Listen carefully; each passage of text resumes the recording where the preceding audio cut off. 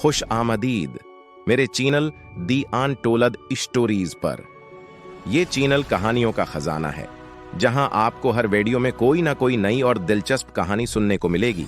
बाबा जानी मुझे सेब खाने हैं। चाचा लियाकत मुझे सेब तोड़ने नहीं देता, वह कहता है चल निकल यहां से।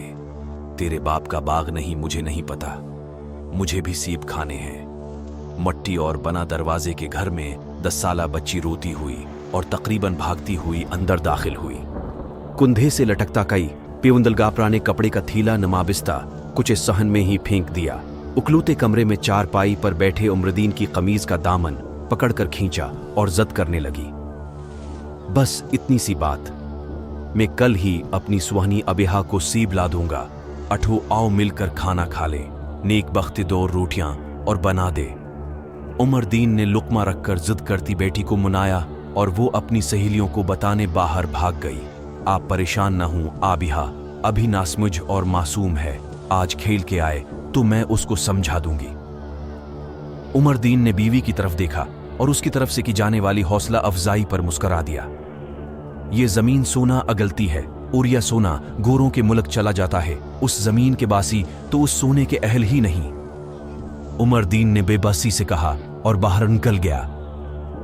उमरदीन एक पकोड़ा फरोश है, बस्ती के करीबी सड़क पर नान पकोड़ों का ठेला लगाता है। वो सिर्फ उतना ही कमा पाता है कि 2 वक्त ही रोटी पूरी कर सके। अबिहा उसकी अकलौती औलाद है, अपनी बेटी को वो हर सूरत पढ़ाना चाहता है। वो सरकारी स्कूल में जाती है और रास्ते में सीबों का बाग पड़ता है। ये बाग बस्ती के पछली तरफ है, इसमें आली मयार का सीब मौजूद है। ताहिम मौसम पैदावार में इन सीबों की सौंधी सौंधी खुशबू पूरी बस्ती को अपने हिसार में रखती है, अश्तहार बढ़ाती। उस कशिश को बड़े तो बर्दाश्त कर लेते हैं, मगर बच्चों को रोकना बेहद मुश्किल होता है। बच्चे कभी सैब चरा पाते तो कभी माली उन्हें भगा देता।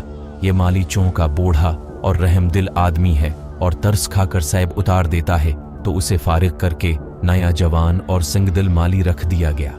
साथ में चौकीदार भी हिफाजत के लिए मुतय्यन किए। उन इक़दामात के बाद चोरी कम तो हो गई मगर ख़त्म न हो सकी। उस रोज़ जब उमरदीन की बेटी ने सीब की जद की तो बहालत मजबूरी वो माली के आगे हाथ फैलाने पर मजबूर हो गया। भाई एक सीब तो उतार दो, आप मुझे 100 रुपये दें, मैं आपको तोड़ के ला देता हूँ। माली मूंछों को ताव देते हुए इजली सफाकियत से बोला, भाई इतना बड़ा बाग है, अगर एक सेब किसी गरीब को दे दोगे तो कुछ फर्क नहीं पड़ेगा, खुदा तुम्हारा भला करेगा। आओ गरीबो, मालकों ने ये सीब उतारने और तोड़ने से मना किया है।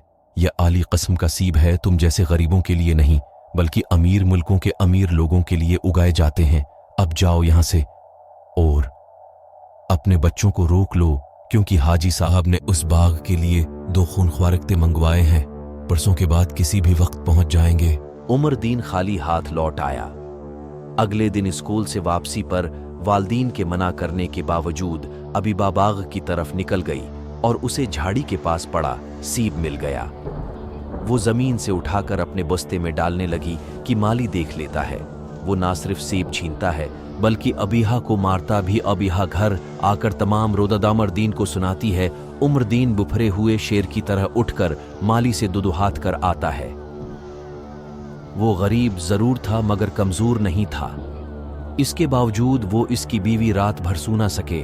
वो अपनी महरूमियों और हसरतों को कागज के जहाज की तरह हवा में उड़ाना चाहते थे, मगर यह जहाज घूमकर फिर उनके पास वापस आ जाता है। माली की धमकी से उसके खून में अबाल आ गया है और बेतहाशा गालम गलूच बकता रहा।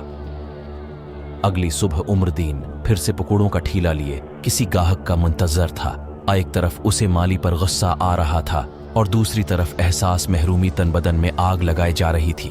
क्या था अगर वो एक सीब ले जाने देता, जमीन पर पड़ा, वैसे भी खराब हो जाता। वह माली से झगड़ा भी कराया था। सद अफसूस गरीब की सुनता कौन है।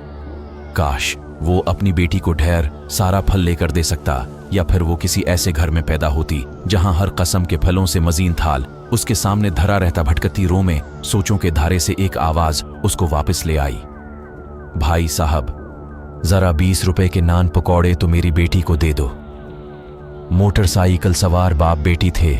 उसकी बेटी भी अबिहा की तरह लगी और उसके हाथ में सीबों का शापर था। उमरदीन ने जल्दी से सर झटक कर 20 रुपए के नान पकौड़े का गज के लफाफे में डाल दिए, जिसे वो मजे लेकर खाने लगी। मोटरसाइकिल सवार ने उमरदीन को पैसे थमा दिए।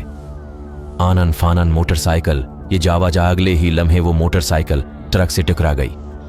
मोटरसाइकिल दूर जागरी, भाप किसी पतंगे की तरह कई मीटर दूर जा गिरा और बच्ची मोटरसाइकिल के करीब सर के बल गिरी। अमरदीन बदहवास बाप की तरफ दौड़ावा तो पहले ही मर चुका था, फिर बेटी के पास आया तो दूसरी निगाह बिखरे हुए सीबों पर पड़ी। हादसे की वजह से सीब भी बुखर गए थे। बाबा जानी, अगर आज आप मेरे लिए सीब ना लाए तो मैं खाना नहीं खाऊंगी और भूखी मर जाऊंगी। और फैसला हो गया। वो जल्दी से सीब लिफाफे में डालने लगा। मबदा लोग इकट्ठे हो जाएं और उसके हाथ कुछ ना आए। जैसे ही उमरदीन सीब लेके मड़ा तो नीम बेहोश लड़की ने बंद आंखों के पर्दे को हल्की सी जनबश दी और पाइंचा पकड़ लिया। हल्की सी गिरफ्त के साथ वो हल्का सा बड़बड़ाई, बाबा जानी, बा बा। आंखों में उम्मीद जिंदगी लिए इखड़ती सांस, खून आलूद वजूद शायद मदद मांग रहा था। मैं अभी आया, बैठी। फिर जमीन वो आसमान और धरती का हर तमाश, बीन खून के आंसू रविया सीबों का वजन इंसानियत के वजन पर हावी हुआ। उमरदीन तकरीबन भागते हुए घर चला आया। अबिहा, अबिहा कहते वो मिट्टी के घरोंदे में दाखिल हुआ। ये देख मैं तेरे लिए एक नहीं पूरे 4 सेब लाया हूं। और शापिर 4 पाई पर लेटी अबिहा के सर हाने रख दिया। तभी उसे एहसास हुआ कि अबिहा तो बड़ी तरह से जख्मी है। सर पर बंधी पट्टी ने हवास बाख्ता कर दिया। पेनो, उसको क्या हुआ? दिल बेकरार ने पूछा। आज फिर ये बाग से सीप चराने गई थी। माली ने कथा छोड़ा और फिर भी मार। अक्ते ने टांग पर काट लिया और सर फट गया। मैं 2 पट्टियां बदल चुकी हूं मगर खून नहीं रख रहा, तो उसको अस्पताल ले जा। पीनू आंसू पूंछते हुए बोली। तभी किसी ने उमरदीन के दिल को पकड़ा और जोर से दबाया। एक मौके पर वो बिल्कुल बंद हो गया। फिर छोड़ा तो मर्दा दिल फिर से धड़कना शुरू हो गया। अजड़ा हवा बेकार दल, बाबा जानी, बा बा बा माली, किता का टा। और नीम बेहोश हो गई। वही खून आलूद वजूद, लड़खड़ाती जबान, अखड़ती सांसें। ये मंजर दोहराया गया। आंखों में उदासी और उम्मीद जिंदगी। तो मेरा इंतजार तो करती, देख कितने सेब लाया हूं। 7 लिफाफे से एक एक सेब निकालकर अबिहा को दिखा रहा था। मगर ये सदा, बाबा कहते थम गई थी। सब कुछ वही था, बस ये अपनी बेटी थी और वो किसी दूसरे की बेटी थी। बेटियां तो सबकी सांझी होती हैं। वो मेरी दूसरी बेटी थी। मुझे उसकी मदद करने में तामिल नहीं करना चाहिए था।